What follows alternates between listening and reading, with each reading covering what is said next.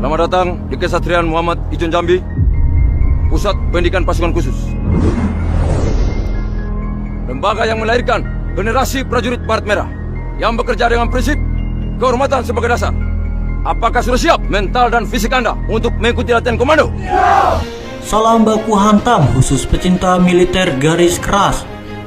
Menjadi prajurit TNI adalah kebanggaan semua masyarakat Indonesia.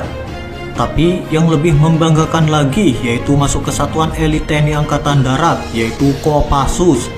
Kopassus atau Komando Pasukan Khusus adalah salah satu pasukan elit yang paling diandalkan di Indonesia.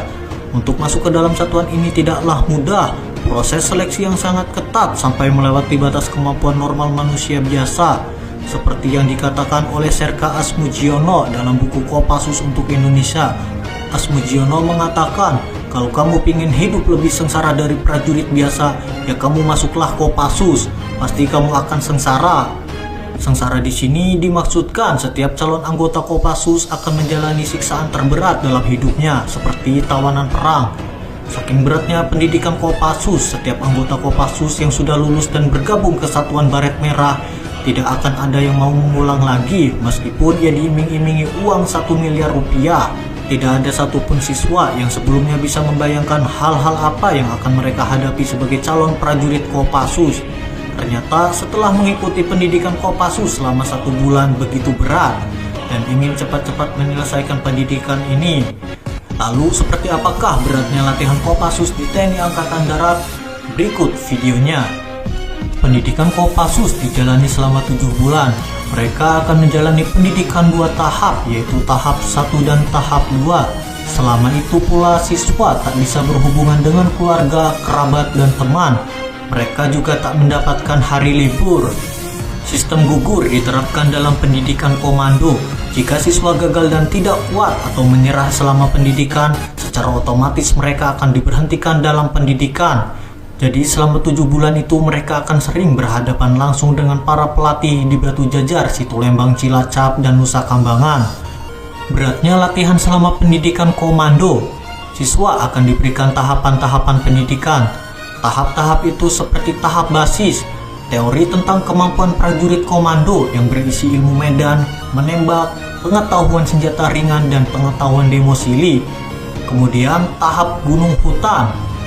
Tahap ini dimaksudkan agar prajurit memiliki kemampuan untuk beradaptasi dan mengatasi hambatan di gunung dan hutan.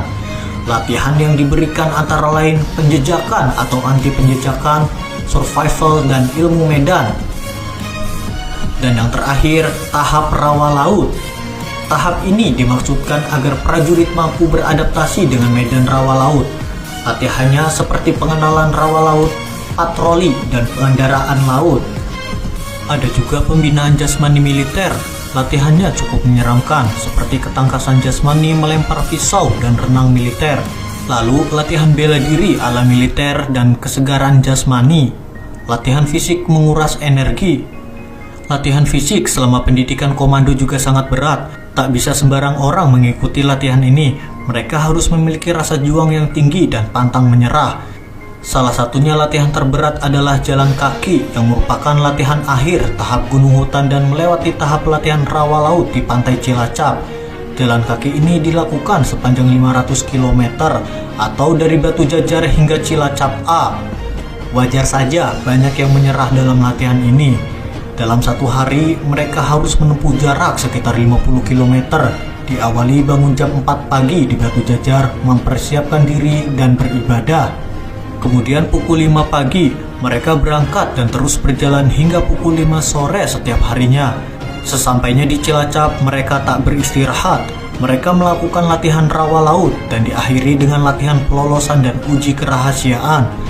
Latihan-latihan itu dianggap berat karena siswa selama 6 jam dianggap sebagai tawanan oleh pihak musuh dan terus mendapatkan deraan fisik sambil mempertahankan samaran yang diberikan. Apakah Anda ingin menjadi bagian dari anggota Kopassus? Silahkan baku hantam di kolom komentar.